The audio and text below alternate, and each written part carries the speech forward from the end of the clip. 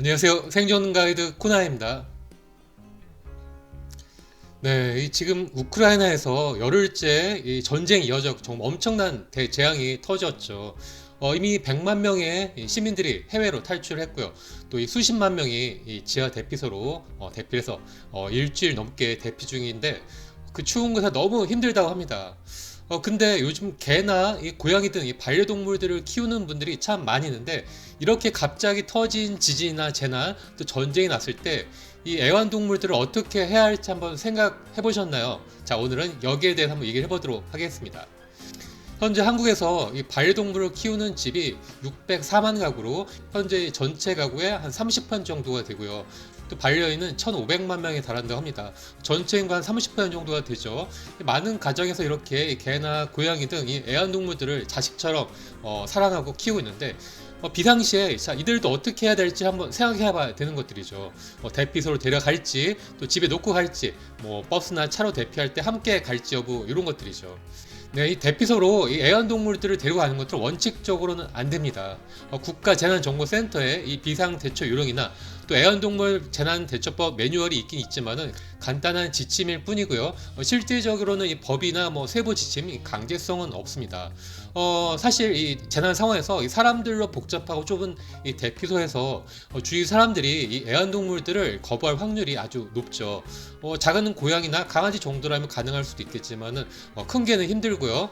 다만 이 시각 장애인용 안내견은 법적으로 괜찮다고 합니다.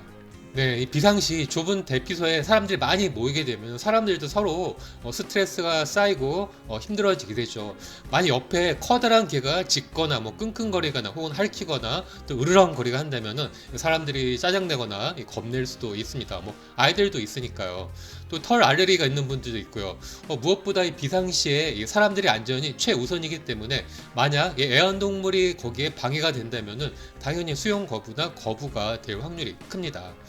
특히 지진이나 재난 시 주위가 시끄럽고 또 사람들이 많아갖고 큰 소리가 나고 웅웅거리게 되면은 동물들도 더 예민하게 반응을 하고 갑자기 난폭해지거나 짖거나 사나워지거나 공격할 수도 있는 것들도 염두에 둬야 하는 거죠. 네, 이 재난이 잦은 외국에서는 오래전부터 이 문제를 공론화해서 법규로 명문화했습니다. 미국 연방재난관리청에서는 이 반려동물 대피 방법들을 이 시민 대피 매뉴얼에 포함을 시켜왔고요. 만약 허리케인이 접근해서 대피 명령이 떨어지게 되면은 이 동물 보호 단체들이 협력을 해서 이 동물 전용 피난소를 설치해서 주민들이 올 때까지 이 애완동물들을 보호한다고 합니다. 국제동물 보호 단체에서도 이 재난 발생 시에는 이 반려동물 대피 피난 방법들을 홈페이지에 소개하고 있죠. 또한 한국 내 주한미군들도 한반도 비상시 미 시민권자 22만 명을 해외로 탈출시키는 대피 계획이 있는데요. 이때 공항과 항구를 통해서 이 시민들을 대피할 때 애완동물들도 가족으로 인정해서 같이 대피시키게끔 매뉴얼이 명문화가 되어 있고 보호 케이지랑 또 10일간의 사료도 다 준비해서 제공을 한다고 합니다. 네, 우리가 비상 식량을 준비하는 것처럼 애완동물 사료도 미리 여유 있게 준비해둬야 되겠습니다. 없으면 사람이 먹을 걸 나눠줘야 하는데 그럼 나중에 서로 곤란할 수가 있기 때문이죠. 사료도 한두 달치 충분히 집에 여유 있게 좀 준비해 두시고요. 만약 애완동물들을 어쩔 수 없이 집 안에 놓고 대피할 때는 집 앞이나 대문에다가 표시를 해두시거나 글을 써야 되겠습니다. 구조대나 혹은 나중에 올 사람들 위해서 집 안에 애완동물이 몇 마리가 있다 이런 것들 정보들이죠. 네, 필수 물품들을 준비해서 갑니다. 5일분 이상의 사료, 또 운반 용기, 또 목줄, 입마개, 또 오물 수거용 비닐과 봉지, 집게, 또 예방 접종을 받은 이력 정보랑 또 전용 약품 같은 것들이고요. 또 대피소나 사람들을 번잡한 곳에서는 주위 사람들의 이 거부감을 줄이기 위해서 귀한 옷이나 장신구 같은 것들을 챙기시면 조금이라도 더 도움이 되겠습니다. 네, 이 피난 중, 대피 중 애완동물들 이런 상황은 정말 끔찍하죠. 자, 여기에 대해서도 미리 대비를 해서 여러 각도로 사진을 찍어서 핸드폰 안에다가 저장을 해 놓으시고요. 또 아예 따로 이 출력을 여러 장들을 해 놓는 게 좋겠습니다. 이런 것들을 다 생존 배낭 안에다 같이 넣어 두셔도 좋죠. 사진 뒷면에는 애완견의 이름과 품종, 또 몸무게와 키, 또 주인의 주소랑 이름 또 연락처, 찾아주면 살해할지 여부, 또 부르면은 반응하거나 좋아하는 단어 같은 것들을 적어두시고요.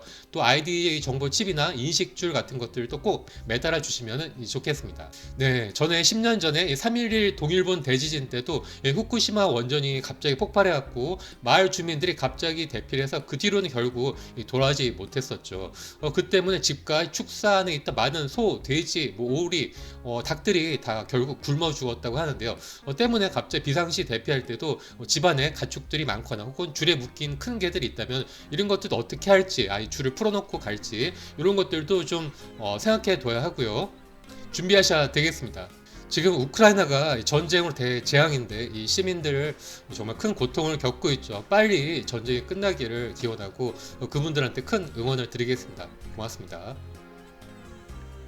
오늘 영상 재밌게 보셨나요? 재밌고 또 좋은 정보다 생각하시면 꼭 좋아요와 구독 버튼 눌러주세요.